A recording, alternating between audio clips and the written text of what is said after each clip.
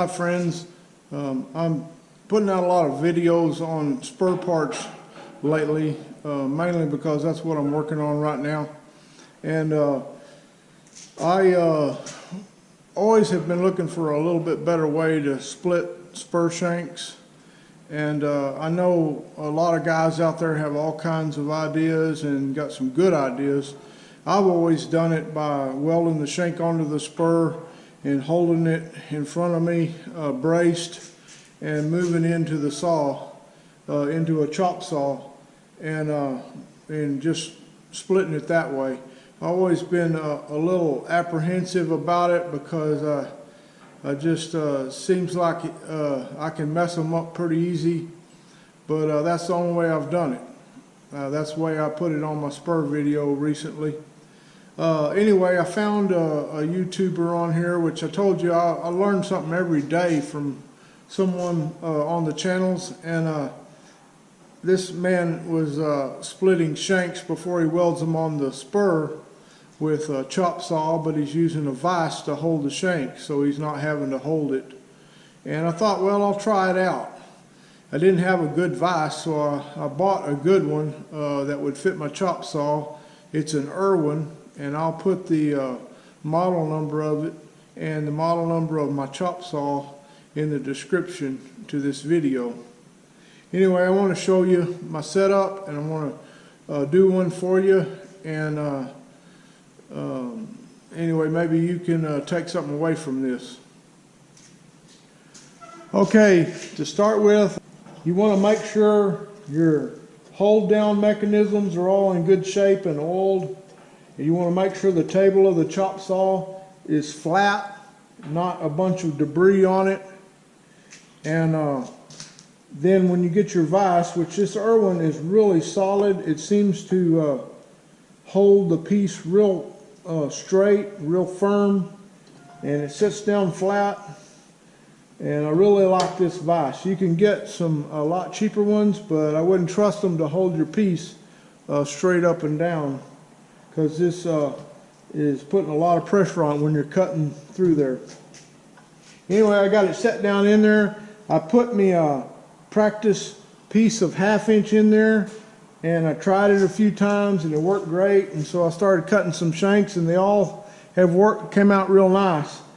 I've got one here that I'm going to cut for you on the video to show you how I do it.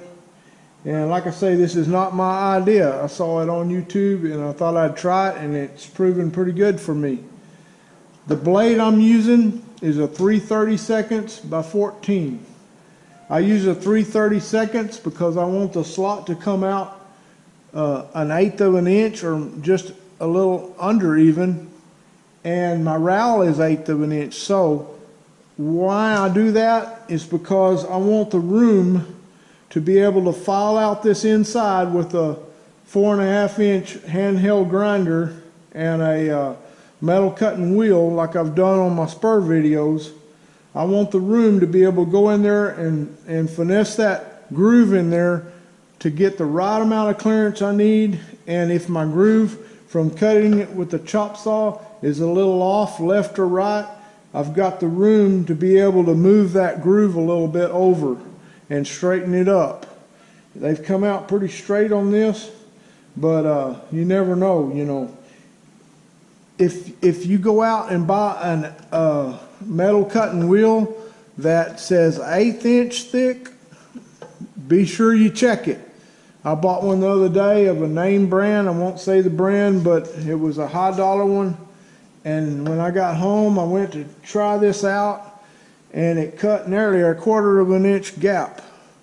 And I measured the wheel, and it was measured 3/16, but it said 1/8 inch.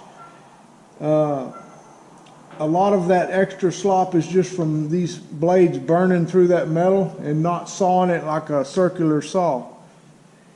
Anyway, I would go with a 3/32. That's my preference. You come out right in 1/8 of an inch. You will have to file the slot to get your rowel to have the clearance you need, but you can, like I say, you've got some room there to straighten things up and make it look good.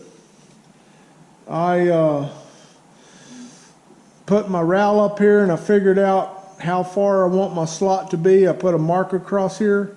I'm going to put it in the vise standing like that. I've got a little center mark there, but I'm going to eyeball that real close. I'm not really going to go off the mark. Anyway, you got to remember this wheel is cutting like that, so it's going to cut shallower on the top side than it is on the bottom side. So, and that's kind of how your rowel turns too. So make this where you want to go to, on this side here, towards you, away from the blade. So that's where I'm going to cut it to.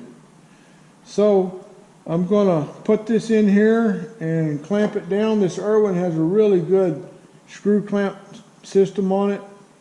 And we're going to cut this slot and we'll see how it turns out. The reason I'm doing this also is I just don't seem to come out perfect every time doing it the other way like I used to. I don't know if my eyes are off or what, but anyway, it's coming out pretty good this way. So I think I'm becoming a pretty good fan of this method here. Okay, I have my safety goggles on. I'm fixing to put my mask on.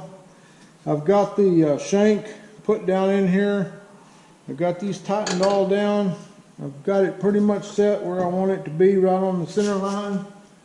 Double check here. Yeah, it looks good. And I'm fixing to cut through here. And with a chop saw, you know, you got to kind of go and go and go. Anyway, we'll see how it comes out.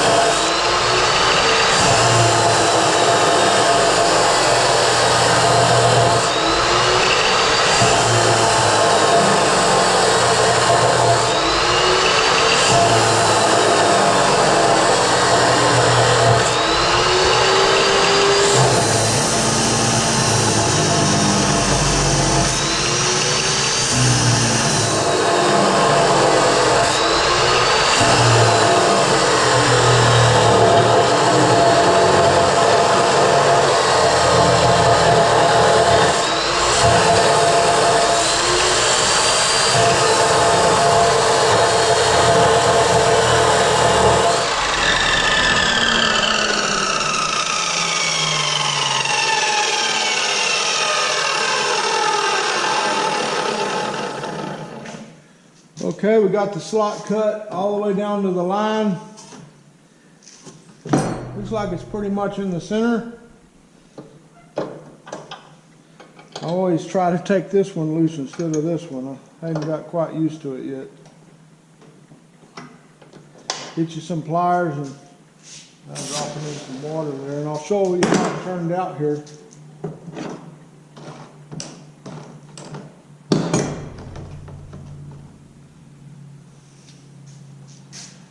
Okay, let's see if you can get a good look at it. There's the slot. You can kind of see it there.